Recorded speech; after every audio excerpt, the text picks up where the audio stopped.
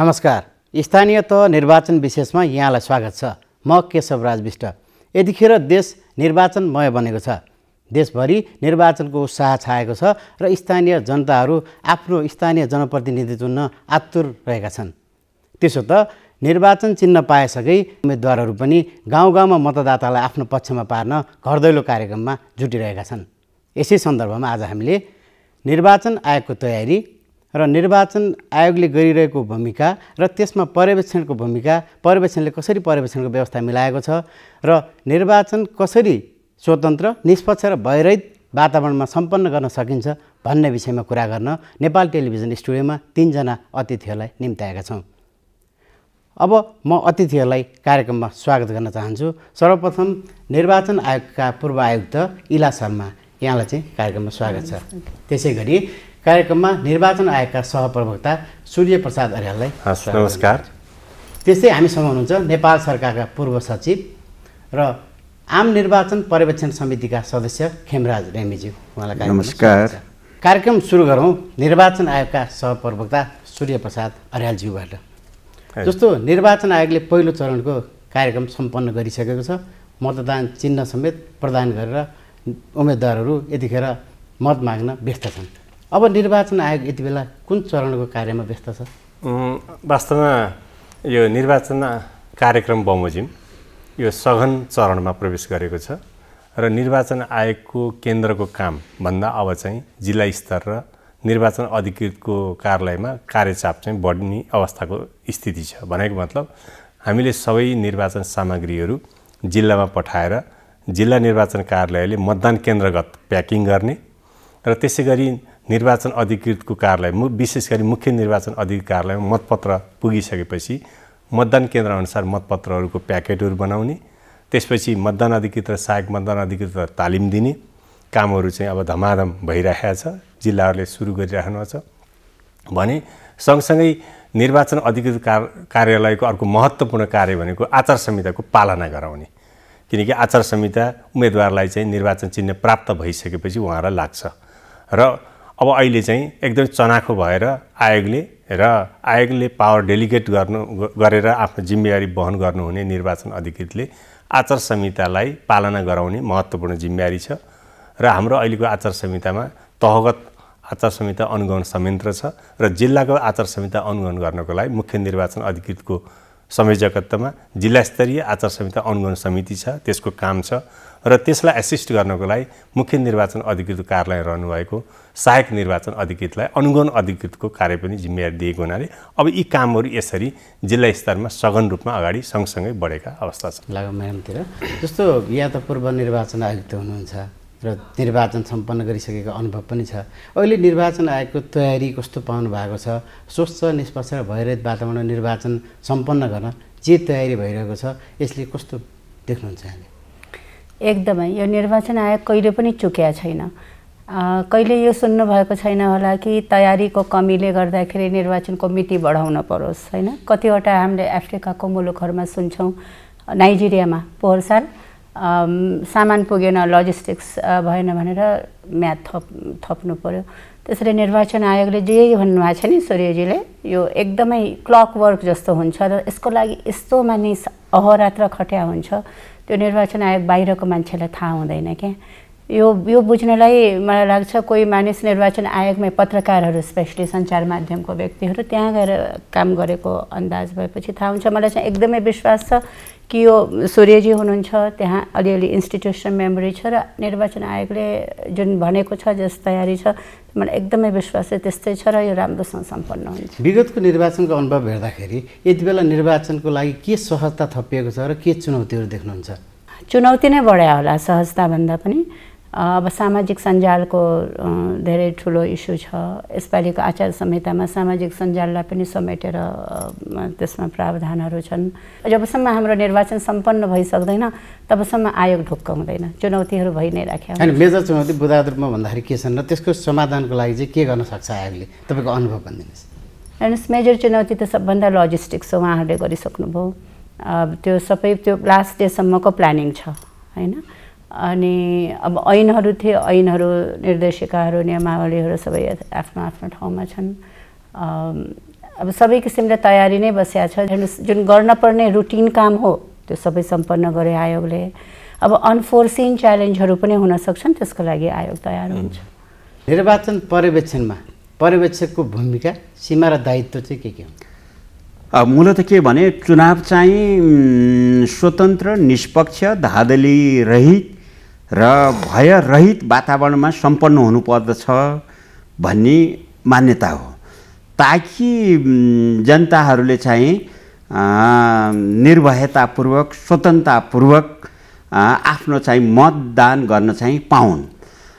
त्यसो हुनाले सरकारले भनौँ अथवा निर्वाचन आयोगले पनि त्यसलाई एउटा सुचारू रूपले सञ्चालन गर्नको लागि विभिन्न चाहिँ विधि विधानहरू र चाहिँ आचार संहिताहरू निर्माण गरेको छ र ती चाहिँ आचार संहिताहरू सम्बन्धित व्यक्तिहरूले पालना गरेका छन् कि छैनन् अथवा त्यसको कार्यान्वयन भएको छ कि छैन, यो सबै कुराहरू चाहिँ अध्ययन गरेर अनि त्यसमा चाहिँ निर्वाचन आयोगलाई अथवा सम्बन्धित निकायहरूलाई सुझाव दिनु यो पर्यवेक्षक समूहहरूको चाहिँ दायित्व हो, कर्तव्य हो।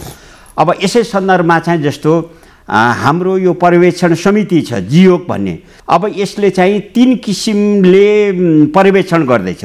एउटा राष्ट्रिय स्तरमा राष्ट्रिय पर्यवेक्षकहरू चाहिँ खटाउँदैछ र त्यसको लागि चाहिँ विभिन्न तालिमहरू र चाहिँ सामग्रीहरू चाहिँ उपलब्ध गराउनेदेखि लिएर सबै काम गरिराखेका छ भने अर्को चाहिँ जिल्ला स्तरीय पर्यवेक्षकहरू चाहिँ छन्, उनीहरूलाई पनि त्यही किसिमले हामीले चाहिँ निर्वाचन आयोगको जुन चाहिँ अब निर्देशन छ भनौँ अथवा चाहिँ आचार संहिताहरू चाहिन्छन्, नियम कानुनहरू चाहिन्छन्, त्यो पालना भएको छ कि छैन, कहाँ त्रुटि छ, कहाँ चाहिँ कुन पक्षले चाहिँ कसरी सुधार गर्नुपर्ने हो भन्ने कुराहरू उनीहरूले पनि सूक्ष्म रूपमा अध्ययन गरेर चाहिँ सुझाव दिन्छन्। र त्यस्तै किसिमले स्थानीय तहमा पनि चाहिँ अब्जर्भेसन टोलीहरू चाहिँ हामीले खटाएका छौँ र उनीहरूलाई पनि त्यही किसिमले चाहिँ सामान्य तालिमहरू दिने र उनीहरूका पनि आचार संहिता छन्, जस्तो उनीहरू चाहिँ निष्पक्ष रहनु पर्यो, उनीहरू कुनै पार्टीको चाहिँ प्रचारमा अथवा उनीहरूको चाहिँ पक्षमा लागे जस्तो अथवा अलिकति ढल्के जस्तो यस्ता कुराहरू चाहिँ नहुन्, ताकि चाहिँ वास्तवमा यिनीहरूले चाहिँ निष्पक्ष रूपमा अब्जर्भेसन गरेर निर्वाचनलाई स्वतन्त्र, निष्पक्ष, धाँधली रहित र भयरहित वातावरणमा चाहिँ सम्पन्न गर्नुको लागि सहयोगीको भूमिका चाहिँ निर्वाह गर्ने हो। यो पर्यवेक्षकको भूमिका निर्वाचनको दिनमा हुन्छ कि त्योभन्दा अगाडि पनि सुरु हुन्छ र पछाडिसम्म? यो चाहिँ तिनै तहमा हुन्छ। जस्तो पहिला मतदान हुनुभन्दा पहिल्यै पनि चाहिँ मतदानको लागि आवश्यक चाहिँ तयारीहरू चाहिँ के किसिमले भइराखेको छन्। अब जस्तो मतदान गर्ने ठाउँहरूको चाहिँ व्यवस्थापन चाहिँ राम्रोसँग भएको छ कि छैन, उनीहरू चाहिँ स्वतन्त्र रूपले हैन कसैलाई कर, काप, डर, त्रास देखाएर चाहिँ मतदान गर्ने ल्याइया छ अथवा उनीहरू स्वतन्त्र रूपमा आएका छन् कि छैनन् भन्ने कुराहरू हुन्। यो चाहिँ मतदाताहरूसितको चाहिँ सम्बन्धको कुराहरू भए। त्यसपछि चाहिँ निष्पक्ष भनेको चाहिँ जो मतदान अधिकृत चाहिँ भएर चाहिँ खटिएका छन् उनीहरूले त्यसलाई निष्पक्ष बनाउनको लागि आफ्नो चाहिँ इमानदारीपूर्ण भूमिका निर्वाह गरेका छन् कि छैनन्, कुनै चाहिँ पार्टी विशेषलाई अथवा उम्मेदवार विशेषलाई चाहिँ फाइदा पुग्ने हिसाब किताबले व्यवस्थापन गरेका छन् कि ती कुराहरू पनि सूक्ष्म रूपले अध्ययन गर्ने काम हुन्छ। सुरेश सर, हजुर, उहाँले दिएको सुझावहरू कसरी कार्यान्वयन गर्नुभएको छ? एकदम महत्त्वपूर्ण प्रश्न हो। स्वच्छ, स्वतन्त्र, विश्वसनीय निर्वाचन जो सबैको मुखबाट सुन्ने गरिन्छ अथवा अङ्ग्रेजीमा फ्री, फेयर र क्रेडिबल भनिन्छ। फ्री हुनको लागि चाहिने केही इन्डिकेटर छन्। त्यो फ्रिडम अफ राइट्ससँग सम्बन्धित छ अथवा फन्डामेन्टल राइट्ससँग। एकजना व्यक्तिले आफूले मत कसैलाई दिन्छु भन्दाखेरि उसलाई कुनै डर, धाक, धम्की छ कि छैन, त्यो परिणामले पछि उसलाई असर गर्छ गर्दैन, ग्यादरिङ गर्नलाई फ्रिडम छ कि छैन, अर्को ठुलो पार्टीले सानो पार्टीलाई कति अनर गर्छन्, त्यो स्टेक होल्डरसँग सम्बन्धित छ र त्यो सबै वातावरण चाहिँ फ्री खालको छ कि छैन, त्यो इन्डिकेटर्स चाहिँ उहाँहरूले हेर्नुहुन्छ। त्यसै गरी अब फेयरको कुरा गर्दा जसले इलेक्सन कन्डक्ट गर्ने चाहिँ जिम्मेवारी पाएका छन्, जस्तै निर्वाचन आयोग होला, कर्मचारी होलान्, सुरक्षाकर्मी होलान् र आयोग सबभन्दा नजिक जनताको नजिक भएर मतदान अधिकृतको रूपमा कर्मचारीहरू भएर आयोग त्यहाँ उपस्थित भएको छ, उहाँहरूको सबै व्यवहारहरू निष्पक्ष छन् कि छैनन् त्यो उहाँहरूले हेर्नुहुन्छ। आयोगले नीति नियमभित्र रहेर सबै काम गरेको छ कि छैन त्यो उहाँहरूले हेर्नुहुन्छ, किनकि उहाँहरू थर्ड पार्टीको रूपमा, तेस्रो पक्षको रूपमा उहाँहरूले इलेक्सन फ्री छ कि छैन, स्टेक होल्डरले वातावरण फ्री बनाएका छन् कि छैन एउटा कुरा, र इलेक्सन कन्डक्ट गर्नेले राम्रोसँग नियम कानुनभित्र रहेर निष्पक्ष भएर काम गरेका छैन भने उहाँले हेरेर उहाँहरूले इलेक्सनको डे, इलेक्सनभन्दा अगाडि र इलेक्सनभन्दा पछाडि उहाँले काउन्टिङ पनि फेयर छ कि छैन। कतिपय ठाउँमा अब एउटा पक्षलाई लखेटेर काउन्ट गरेर पनि रिजल्ट आएका हुन सक्छन्, त्यो भयो भने त त्यो एक खालको एक्सेप्टेन्स भएन नि त्यो रिजल्टमा, एउटा पक्ष त त्यसको विरुद्धमा भयो। त्यसमाले काउन्टिङ पनि पारदर्शी छ कि छैन, प्रोसेस फलो छ कि छैन, त्यो चाहिँ हाम्रो उहाँहरूले हेर्नुहुन्छ। हेरिसकेपछि उहाँले रिपोर्ट गर्नुभयो त्यतिखेर अवस्था भने तुरुन्त रोकेर अर्को प्रक्रियामा जान आयोग सक्छ कि नै? उहाँहरूले दिएको रिपोर्टको आधारमा त्यसको क्रेडिबिलिटी मेजर गरिन्छ।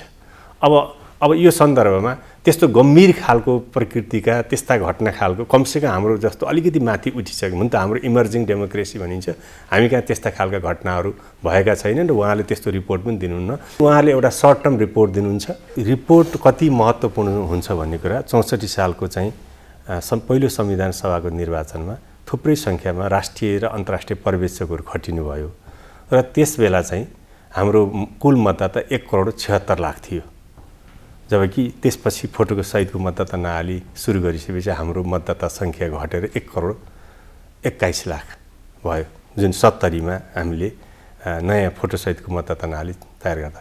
र 64मा चाहिँ पर्यवेक्षकहरूले दिएको एउटै मेजर रिकमेन्डेसन के थियो भन्दा तपाईँहरूको यो मतदाता नालीमा तुरुन्त सुधार गर्नुपर्छ, पहिचानसहितको मतदाता नाली हुनुपर्छ भनेर अधिकांश पर्यवेक्षकहरूले दिएको सुझावलाई तुरुन्तै आयोगले चाहिँ स्ट्राटेजिक प्लानिङ बनाए, पहिलो रणनीति योजना बनाए र फोटोसहितको मतदाता नाली प्रारम्भ गर्यो आर्थिक वर्ष 67-68बाट, र त्यसपछि हामीले पहिचानसहितको मतदाता नाली बनायौँ, जसले गर्दाखेरि हाम्रो चाहिँ इलेक्टोरल रिफर्मको एउटा सिलसिला एकदमै क्रमिक रूपमा अगाडि बढ्न गयो। त्यसैले पर्यवेक्षकहरूको ठुलो भूमिका रहन्छ र त्यसले निरन्तर इलेक्टोरल म्यानेजमेन्टलाई रिफर्म गर्नको लागि सहयोग पुर्याएको हुन्छ। म्याडमतिर जान चाहे म यसपालि कानुनमा ऐनमा चाहिँ महिला सहभागिता, महिलामध्येको अपाङ्ग अल्पसङ्ख्यक सीमान्तकृत वर्गहरूको सहभागिताको सुनिश्चित गरेका छ, तर व्यावहारिक रूपमा निर्वाचन आइरहँदाखेरि त्यो सहभागिता चाहिँ कम भएको पाइन्छ। खास गरेर यो पटक त गठबन्धन दलहरूको कारणले गर्दाखेरि महिला सहभागिताको सङ्ख्या विगतको भन्दा घटेको छ। यो किन हुन्छ र यसलाई म्यानेज गर्न कसको कमजोरी रह्यो? राजनीतिक दल, निर्वाचन आयोग या मतदाता? आयोगले जेसीको अनुसार काम गर्छ र नयाँ संविधान आएपछि पुरानो संविधान अनुसार पनि समानुपातिक समावेशिताको कुरा गर्छ। त्यसैले अरू सबै विषयमा चाहिँ संविधानले नै बोलेको छ। वार्डको सदस्यको बारेमा बोलेको छ, राष्ट्रपति उपराष्ट्रपतिको बोलेको छ, सभामुख उपसभामुख बोलेको छ, तर प्रमुख उपप्रमुख अध्यक्ष उपाध्यक्ष संविधानले बोलेको थिएन। त्यसैले आयोगले यो प्रावधान राखेको थियो कि 50 दलहरूले उम्मेदवारी दिँदाखेरि स्थानीय निर्वाचनमा 50% चाहिँ नि महिलालाई दिने, 50% पुरुषलाई दिने। यसपालि चाहिँ नि गठबन्धनले गर्दाखेरि त्यो ऐनको प्रावधानमा तलतिर के लेखेको छ भने यदि एउटा मात्रै उम्मेदवार उठायो कुनै दल भने यो प्रावधान लागू हुने छैन। त्यसैले यो विषयमा चासो लिएर निर्वाचन आयोगका प्रमुख आयुक्तले नै सबैभन्दा पहिला यो कुरा रेज गर्नुभएको थियो मिडियामै कि यसपालि चाहिँ नि यो गठबन्धनले गर्दाखेरि सङ्ख्या पहिला जस्तो नहुन सक्छ, किनकि एउटा मात्रै उठाउँदा त महिलै उठाउनुपर्छ भन्ने छैन। अनि निर्वाचन आयोगले अहिले चाहिँ नि के भनेको छ भने प्राथमिकता दिनु। अब प्राथमिकता दिनु भनेर दलहरूले त्यति मानेको अहिले देखिएन। यो चाहिँ नि एउटा सेटब्याक भएको हो। यसको मुद्दा पनि परेको छ अदालतमा। तर अब यो निर्वाचनलाई चाहिँ नि कतिचोटि हेर्नुहोस् यो इन्क्लुजनको कुराहरू नि एक कदम अगाडि गइन्छ भने एक कदम कहिलेकाहीँ पछाडि पनि गइन्छ। तर एउटा के कल्पना गर्नुहोस् भने निर्वाचन आयोगको त्यो प्रावधानले गर्दा जुन 93% महिला भए उपप्रमुख र 7% प्रमुख भए, यो एउटा मौन क्रान्ति भएको छ।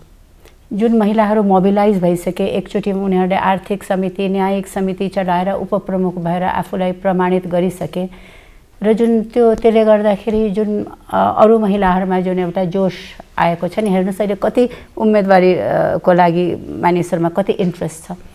त्यो चाहिँ नि कम हुँदैन।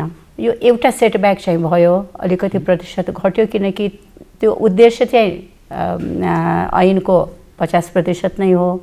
तर यसरी गठबन्धन होला भन्ने हुन त सिकाइको हेर्नुहोस् प्रक्रिया हो। यसरी गठबन्धन होला र फेरि दलहरूले चाहिँ नि प्राथमिकतामा महिलालाई नपार्लान् भनेर यो सोचिएको थिएन। अब सोचियो, अदालतमा छ, सब जुडिस छ यो मुद्दा। अलिकति सेटब्याक भएको हो, तर म चाहिँ नि एकदमै अप्टिमिस्टिक छु। जुन त्यो जोस र जाँगर र त्यो जुन एउटा प्रुभ गरिसक्यो महिलाहरूले उपप्रमुखको पदमा, त्यो एउटा चुनावमा अलिकति सेटब्याक भए पनि त्यसले केही फरक पर्दैन। खेमजीले जान्छ तपाईँले निर्वाचनमा पर्यवेक्षण गर्नुहुन्छ, प्रतिवेदन तयार पार्नुहुन्छ, आयोगलाई बुझाउनुहुन्छ। आयोगले त्यो प्रतिवेदनहरू कतिको कार्यान्वयन गरेर पाउनुहुन्छ? सबै परिस्थिति अध्ययन गरेर होइन, यसलाई स्वतन्त्र निष्पक्ष र धाँधली रहित गराउनको लागि पर्यवेक्षकहरूले आफ्ना प्रतिवेदनहरू दिन्छन्। प्रतिवेदन भनेको सुझाव हो। सुझाव चाहिँ 100% चाहिँ कार्यान्वयन हुन्छन्, लागू हुन्छ भन्ने कुराहरू होइन, तर यो चाहिँ बिस्तारै बिस्तारै लागू हुँदै गएको देखिन्छ। विगतमा भन्दा अहिले चाहिँ धेरै लागू भएको देखिन्छ।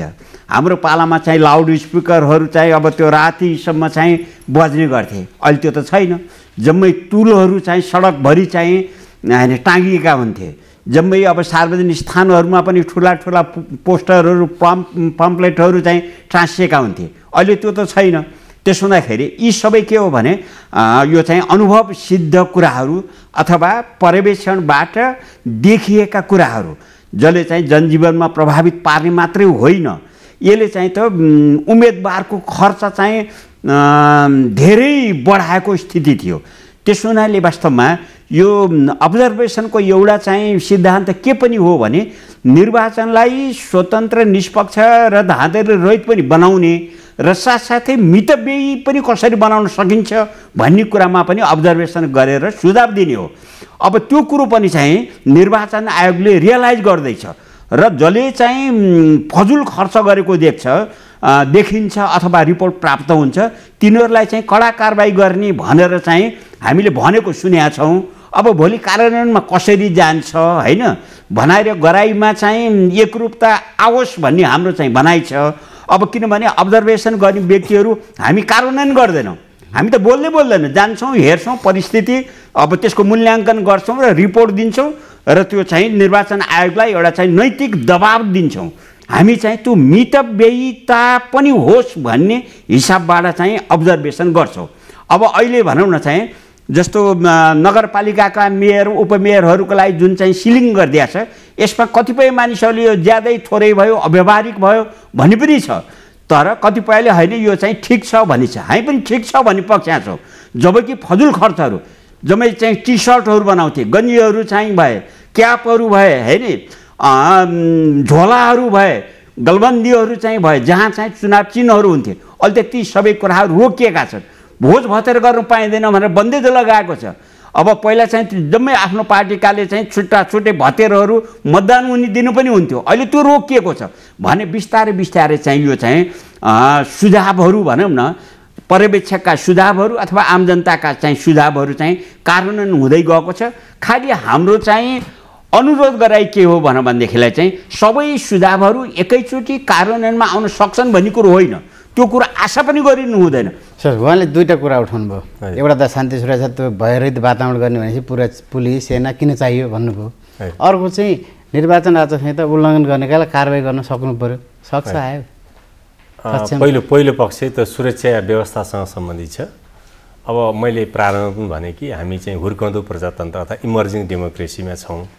त्यसमा केही अनपेक्षित चाहिँ कुराहरू घट्छन्, ती बिस्तारै सुधारको क्रममा जान्छन्। जस्तै अलिकति कन्टेस्टेन्टहरूले जित्नै पर्छ भन्ने मानसिकता बोक्ने अथवा विविध कारणले गर्दाखेरिमा कतिपय ठाउँमा जस्तै जुलुसमा होस् या मतदान केन्द्र होस् अथवा गौडाहरू बाटोमा एउटा पक्ष अर्कोलाई अलिकति दबाब दिने अथवा हात हाल्ने अथवा त्योभन्दा बढी चाहिँ गएर ढुङ्गा मुढा पनि हुँदाखेरिमा एउटा मतदाताको मताधिकार सुरक्षा गर्नको लागि त अरू निहत्था मान्छेलाई जोगाउनको लागि सुरक्षाकर्मी नै अगाडि आउनु पर्यो। त्यसैले सुरक्षाको छ मात्रै भनेर हुन कि त्यो फिलिङ गर्नु पर्यो उहाँहरूले, मतदाताले त्यो मतदान केन्द्र ढुक्कसँग गएर मतदान गर्न पाइन्छ, फर्केर पनि आउन राम्रोसँग पाइन्छ भन्ने वातावरण बनाएर त सुरक्षाकर्मीहरूको त परिचालन हुनै पर्यो।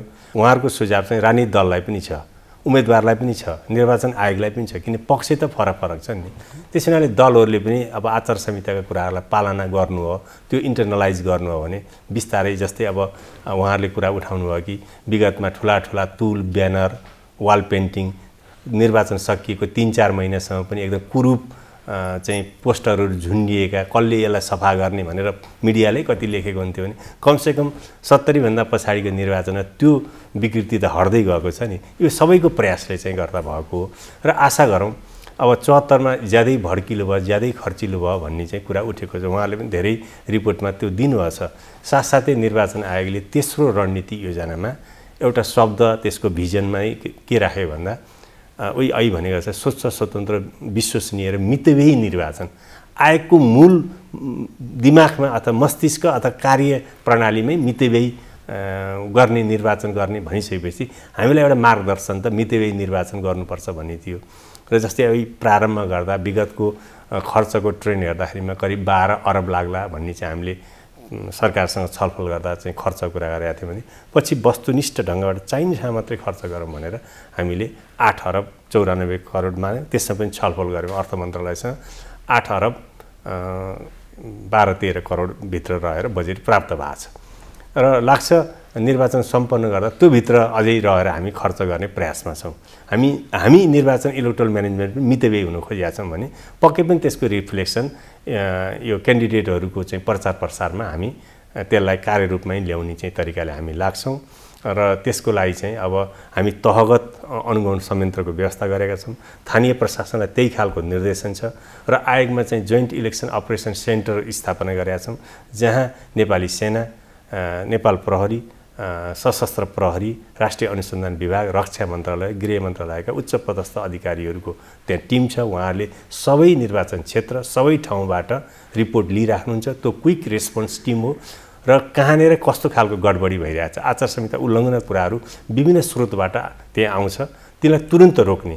जस्तै अब हामीले पहिला त आचार संहिताको नयाँ व्यवस्थालाई अवेरनेस प्रोग्रामद्वारा सबैलाई बुझाउनको लागि अलिकति बढी चर्चामा ल्याउने अहिलेको आचार संहिता, त्यो पनि एउटा अवेरनेस प्रोग्राम हो। सबैलाई आफ्नो रेस्पोन्सिबिलिटी बारेमा बुझाउनुपर्छ, पहिलो कर्तव्य हो। यहाँले यसो भन्दा त आचार संहिता त सबै राजनीतिक दलको सहकार्यमा ल्याइन्छ, फेरि पनि किन उल्लङ्घन हुँदो रहेछ? अब केही अझै चाहिँ मै त्यो पदमा जानुपर्छ, मैले जित्नुपर्छ भन्ने चाहिँ सायद भावना भएर होला। अझै हामी चाहिँ त्यो डेमोक्रेसीका त्यो नर्म्स भ्यालुजलाई अझ भित्रैदेखि इन्टरनलाइज गर्न नसकेको कारणले हुनसक्छ। जसरी पनि जित्नुपर्छ भन्ने मानसिकता अझै कसैमा छ भने उहाँहरूले त्यस्तो गर्नुहुन्छ। जसले त्यो इन्टरनलाइज गर्नुहुन्छ यसलाई स्वस्थ गेमको रूपमा लिएर निर्वाचनमा जनताको एकदम पवित्र मतबाट उहाँको स्वीकार्य भयो भने म जित्छु, सेवा गर्छु।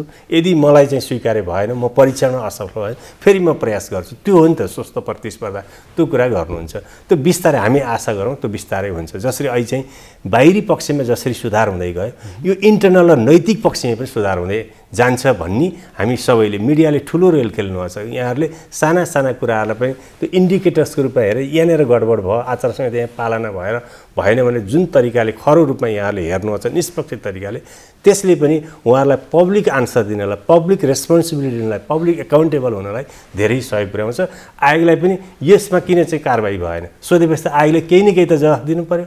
त्यसैले सबै पक्षलाई ठिक ठाउँमा ल्याउनलाई मिडियाले वाचडगको रूपमा जुन भूमिका खेलेको छ, पर्यवेक्षकले पनि त्यही तरिका खेल्नुहुन्छ, नारी समाजले पनि त्यही रूपमा खेल्नुभयो र आफ्नो पक्षको आँखा चिम्लिने अर्कोको मात्रै औँला देखाउँदा त्यसले त न्याय गर्दैन, त्यसले त सही डिरेक्ट गर्दैन। त्यसैले हामी जहाँ चाहिँ रोलमा निर्वाह गर्नुपर्ने छ त्यो रोल सही तरिकाले पालना गऱ्यो भने पक्कै पनि हामीले खोजेको एकदम पवित्र निर्वाचन, मर्यादित निर्वाचन हुनेछ र हामी लोकतान्त्रिक पद्धतिलाई अझ सुदृढ बनाउँदै एउटा सुशासनको मार्गमा अगाडि बढ्न सक्दछौँ। जस्तो यहाँ चाहिँ निर्वाचन आयोग हुँदाखेरि यहाँले मतदाता शिक्षाको पनि जिम्मेवारी हेर्नुभएको थियो, लिनुभएको थियो। त्यो पटक मतदाता शिक्षालाई कसरी चाहिँ सञ्चालन गरियो, अहिले आयोगले गरिरहेको मतदाता शिक्षाको सञ्चालन कस्तो पाउनु भएको छ र त्यसलाई सुधार गर्न के सुझाव रहन्छ यहाँको? निर्वाचनको बेला जुन मतदाता शिक्षा गरिन्छ, एउटा त हामीलाई हेर्नुहोस् समय एकदमै कम हुन्छ आयोगलाई। 120 दिन भनेर आयोगले पहिलादेखि एकदमै वर्कआउट गरेर एउटा वैज्ञानिक उसले 120 दिनको कमसेकम टाइम चाहिन्छ एउटा निर्वाचन डेलिभर गर्न भनेर भनिसकेपछि जहिले पनि 90 दिनमा गराइदिनु पर्ने, त्योभन्दा पनि घटीमा गराइदिनु पर्ने अवस्था हुन्छ। त्यसो गर्दाखेरि बफरहरू हुँदैन क्या। अनि एक एकदमै धेरै स्ट्रेस हुन्छ, एकदमै धेरै रिस्क पनि हुन्छ, च्यालेन्ज धेरै बढ्छ। मतदाता शिक्षा निर्वाचनको मिति घोषणा भएपछि बजेट आउँछ, त्यो बजेट आएपछि अनि मतदाता शिक्षाको प्लानिङ गरिन्छ। छोटो समयमा गरिने मतदाता शिक्षा चाहिँ कतिमा सीमित हुन्छ भने ल यति यसरी भोट हाल्ने, यस्तो छ मतपत्र भन्ने यस्तो साधारण कुराहरूमा मात्रै सीमित हुन्छ। मतदाता शिक्षा गर्न पनि जरुरी छ, किनकि हरेक निर्वाचनमा हाम्रो नयाँ भोटरहरू हुन्छन्। त्यसैले त्यो यो मतदाता शिक्षा भन्दा मैले भन्न खोजेको के भने त्यस्तो मतदाता शिक्षाको मूल्य हुन्थ्यो जुन चाहिँ नि नन इलेक्सन पिरियडमा पनि भइरहेको थियो। हामीले प्रयास गरेका छौँ, सूर्यजी पनि त्यसमा इन्भल्भ हुनुहुन्छ। हामीले टेक्स्ट बुकहरूमा नागरिक शिक्षाको पाठहरू राख्ने, त्यसको हामीले करेक्सन गर्ने, त्यो चाहिँ नि सधैँभरि चल्नुपर्ने हो। किनकि यो निर्वाचन घोषणा भएर बजेट आएर अनिखेरि तयारी गरेर 80 दिनभित्र मतदाता शिक्षा गर्नुको चाहिँ नि त्यति नै गर्न सकिन्छ कि यसरी पट्याउ, यसरी पोलिङ इन्फर्म्ड भोटर्सहरू जुन बनाउनु छ। हेर्नुहोस्, सबभन्दा महत्त्वपूर्ण पक्ष चाहिँ भोटर्स हो निर्वाचनमा। स्टेक होल्डर्स त धेरै छन्, तर भोटर सबभन्दा महत्त्वपूर्ण हुन् र इन्फर्म्ड भोटर्स जबसम्म हुँदैन तबसम्म जुन हामीले लोकतन्त्रबाट खोजेको हुन्छ नि, एउटा निष्पक्ष रूपले सोचेर सम्झेर यो व्यक्ति ठिक छ, यो दल ठिक छ भनेर अनिखेरि चुन्ने त्यस्तो मतदाता तयार गर्नु यदि हामी चाहन्छौँ र त्यस्तो नागरिक शिक्षा दिन चाहन्छौँ भने यो 80 दिनको मतदाता शिक्षालाई भन्दा पनि त्यो जरुरी छ। जस्तो निर्वाचन नभइरहँदाखेरि निर्वाचन आयोगलाई मतदाता शिक्षा निरन्तर अगाडि बढाउन चाहिँ केले रोक्दो रहेछ? मिल्दैन, अप्ठ्यारो हुन्छ। निर्वाचन सकिने बित्तिकै निर्वाचन आयोगमा कर्मचारीहरू पनि रहँदैनन्। बहुत थोरै कर्मचारी छन् जो चाहिने वर्षौँदेखि छन्, नत्र भने निर्वाचन आयोगमा धेरै कर्मचारीहरू लालचले, भत्ताको लालचले आउँछन्, जसले काम गर्न चाहँदैनन्। केही कर्मचारी छन् जो उहाँ सायद 20 वर्षदेखि हुनुहुन्छ निर्वाचन आयोगमा, उहाँ जस्तोहरू रहन्छन्। त्यो इन्स्टिट्युसन मेमोरी रहन्छ। र अर्को कुरा के छ भने निर्वाचन सकिने बित्तिकै सञ्चार माध्यमको, यहाँहरूको नागरिक समाजको सबैको इन्ट्रेस्ट चाहिँ निर्वाचन आयोगबाट हट्छ। त्यसपछि अनिखेरि सरकारमा अनिखेरि कोएलिसनहरूमा यो सरकारलाई ढाल्ने, यो सरकार हो गर्ने, अरू धेरै विषयहरूमा नागरिक समाज र मिडियाको ध्यान जान्छ। तर केमा ध्यान जाँदैन भने यदि लोकतन्त्रको प्रक्रियामा सुधार गर्ने हो भने जुन सुधारका कुराहरू निर्वाचन आयोगले गरेको छ, मैले अघि पनि भने हामीले प्रारम्भिक मस्यौदा ऐनहरूको हामीले बनाउँछौँ। निर्वाचनमा के सुधार गर्नुपर्छ भन्ने कुरा निर्वाचन आयोगभन्दा बढी त अरू कसैले जान्दैन नि, हैन? त्यसैले त्यो बेला चाहिँ नि निर्वाचन आयोगलाई सबैले एब्यान्डन गर्छन्, लिटरली एब्यान्डनै गरे हुन्छ। न बजेट हुन्छ, न कर्मचारी हुन्छ। यहाँसम्म पनि भएको छ कि हामीले मतदाता शिक्षाको जो नागरिक शिक्षा कन्टिन्युइङ खालको शिक्षाको बजेट राख्दाखेरि यो त निर्वाचन छैन, किन यो बजेट चाहियो भनेर अर्थ मन्त्रालयको एउटा उनले काटिदिन्छन्। त्यसैले हामीले पहिलादेखि के भनेको छ भने यदि निर्वाचन आयोगलाई साँच्चैकै हामीले स्ट्रङ, शक्तिशाली, अटोनोमस र राम्रोसँग काम गर्न सक्ने बनाउने हो भने एउटा चाहिँ नि यो बजेटको, यो एउटा निर्वाचनको मिति तोक्ने कुरा, अब यो त अहिले तपाईँहरूले स्थानीय निर्वाचनको प्रश्न गरेर राख्नु भएको छ, तर निर्वाचन मिति तोक्ने अथवा संविधानमै राख्ने ताकि निर्वाचन आयोगले तयारी गर्न सकोस्। यो मितिव्ययिताको लागि असाध्यै आवश्यक छ। तर जबसम्म मिति थाहा हुँदैन सामान किन्न सक्दैन। सामान किन्नलाई के चाहिन्छ? बजेट चाहिन्छ। र यस्ता सामान पनि हुन्छन् जो पेरिसेबल हुन्छन्, जो एक्सपायरी हुन्छन्, हैन? हामीलाई कतिचोटि अघिल्लो निर्वाचनमा स्थानीय निर्वाचनको मिति हामीले सार्दा मसी जस्तो मसी हामी किन्न सक्दैनौँ, हैन? मसी एक्सपायर हुन्छ। त्यसैले यति बेला निर्वाचन हुन्छ भन्ने त आयोगलाई थाहा छ, हैन? तर जबसम्म बजेट आउँदैन, बजेट चाहिँ हामी एकदम निर्वाचनको नजिक भएको हुनाले यतिखेर मतदाता शिक्षाको महत्त्व र भूमिकामा चर्चा गर्न म चाहन्छु। खास गरेर हैन, मतदाता शिक्षा आयोगले व्यापक चाहिँ मतदाता शिक्षा कार्यक्रमहरू ल्याउँछ, सञ्चालन पनि गर्छ। यद्यपि बदरमतको सङ्ख्या चाहिँ देखिन्छ। किन त्यस्तो हुँदो रहेछ र त्यो बदरमत न्यूनीकरण गर्नलाई आयोगले के भूमिका? सबैको चुरो कुरो नै त्यही हो, किनकि समयको एकदमै अभाव हुन्छ, हैन? अहिलेको निर्वाचन पनि हाम्रो एकदमै छोटो समयमा तयारी गर्नु परेको छ। त्यति समयको अभाव हुँदाखेरि मतदाता शिक्षाको ल यसरी भोट हाल, यसरी पट्याउ भन्ने शिक्षा पनि बदरमत त त्यही पट्याउन नजानेर, भोट हाल्न नजानेर भएको हो नि। अनिखेरि त्यो गर्नलाई पनि समयको अभाव हुन्छ। हेर्नुहोस्, अब हामीले डोर टु डोर हामीले के गरेको छौँ भने महिलाहरूलाई धेरै इन्भल्भ गरेर त्यो मतदाता शिक्षा गरिन्छ। त्यही हो, अब छोटो समय छ, समय छोटो छ र बजेट ढिलो आउँछ। बजेट चाहिँ नि निर्वाचनको घोषणा भएपछि मात्रै बजेट आउँछ। निर्वाचनको घोषणा हुन्छ 90 दिन 80 दिन अघि, हैन? अनिखेरि त्यसपछि तयारी गर्दाखेरि त्यो छोटो समयमा चाहिँ सम्भव नै हुँदैन क्या, किनकि यसको दुईटा सल्युसन छ। या त हामी इभिएममा जानुपर्छ बदरमत घटनालाई, या त मतदाता शिक्षालाई हामीले निर्वाचनको घोषणा भएपछि मात्रै होइन कि अरू बेलादेखि नै यसको महत्त्व त्यसलाई आत्मसात गरेर निर्वाचन आयोगमा मतदाता शिक्षाको बजेट सधैँ हुनुपर्छ, हरेक साल हुनुपर्छ। जस्तो खेमसरमा जाउँ, निर्वाचन आयोगले मतदाता शिक्षा भनेर व्यापक कार्यक्रमहरू सञ्चालन गर्ने यो केन्द्रीय स्तरमा त सुनिन्छ, देखिन्छ, मिडियाहरू पनि आउँछ। स्थानीय स्तरमा पुग्दा यहाँहरूले मतदाता शिक्षाको प्रभाव कस्तो पाउनु भएको छ स्थानीय जनताहरूमा?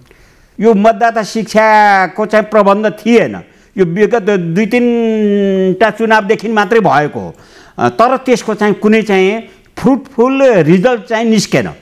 कम बदरमत हुनुपर्नेमा खासै घटेन भनेपछि त त्यो त फजुल खर्च रहेछ भन्ने भयो।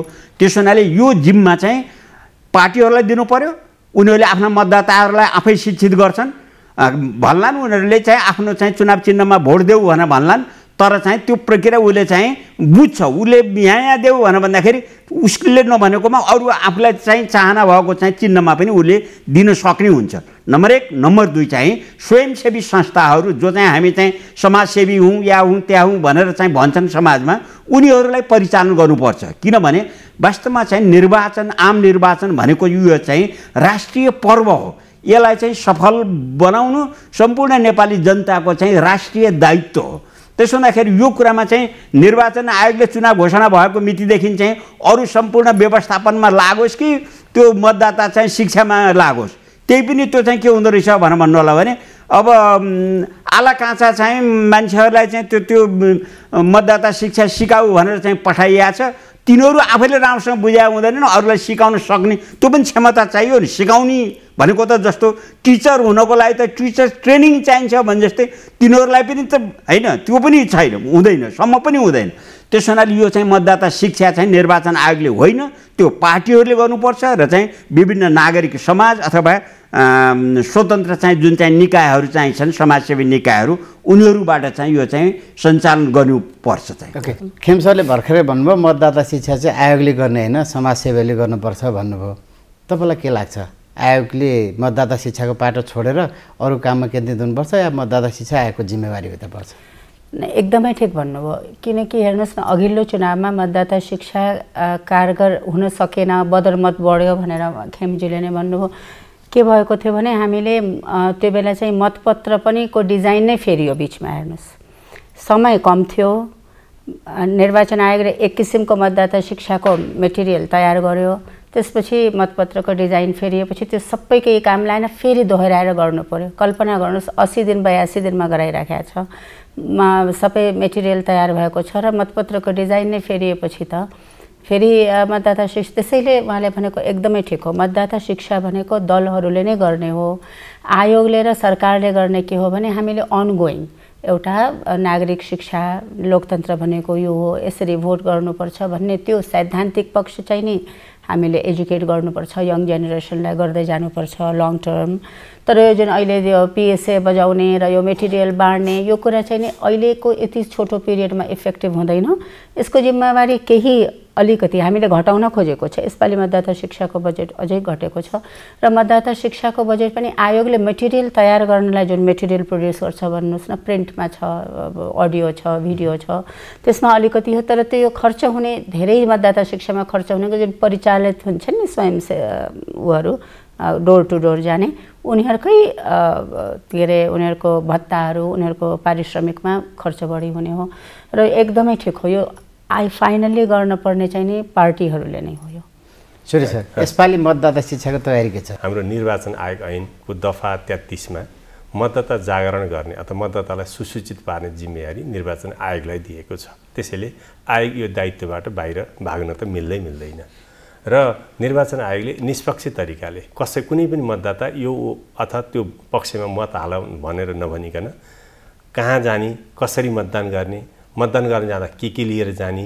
र मत कसरी हाल्दाखेरिमा सदर हुन्छ, कसरी हाल्दा बदर हुन्छ, यी कुराभित्र रहेर निर्वाचन आयोगले एउटा एडुकेट गर्ने काम गरेको हुन्छ।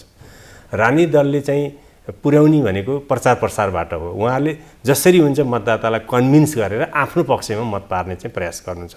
त्यहाँ कतिपय जायज पनि हुन सक्छन्, कति नाजायज तरिकाले पनि उहाँहरूले मतदातालाई चाहिँ त्यो कन्भिन्स गर्ने प्रयास गरेको हुनाले त्यो अलिकति निष्पक्ष हुँदैन कि भन्ने हिसाबले हामीले सही सूचना दिएर उहाँहरूलाई शिक्षा दिइरहेका हुन्छौँ। र यसको 3वटा तह हुँदो रहेछ।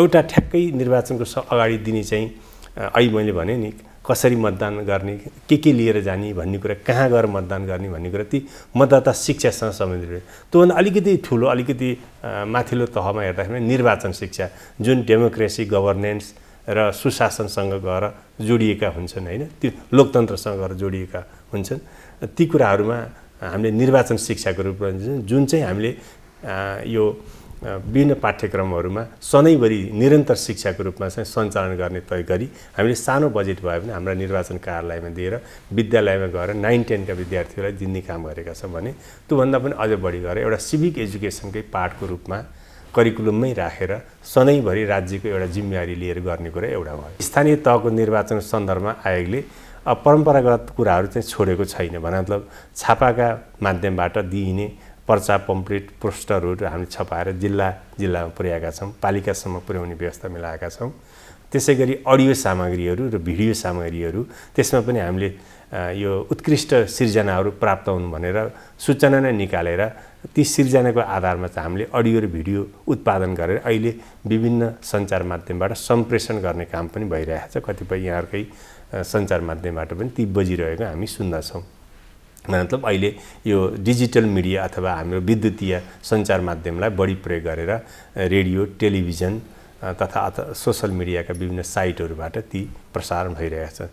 त्यसका अतिरिक्त अब आयोगले नमुना मतदान, जिल्लामा चाहिँ नमुना मतदान गर्नको लागि सबै जिल्लामा हामीले नमुना मतपत्र छपाएर पठाएका छौँ र नमुना अलिकति रणनीतिक महत्त्वका ठाउँहरूमा उहाँले नमुना मतदान गरेर भोट हाल्ने तरिका पनि सिकाउनुहुन्छ। अहिले चाहिँ 1,65,00,000 बढीको हातमा चाहिँ मोबाइल रहेछ।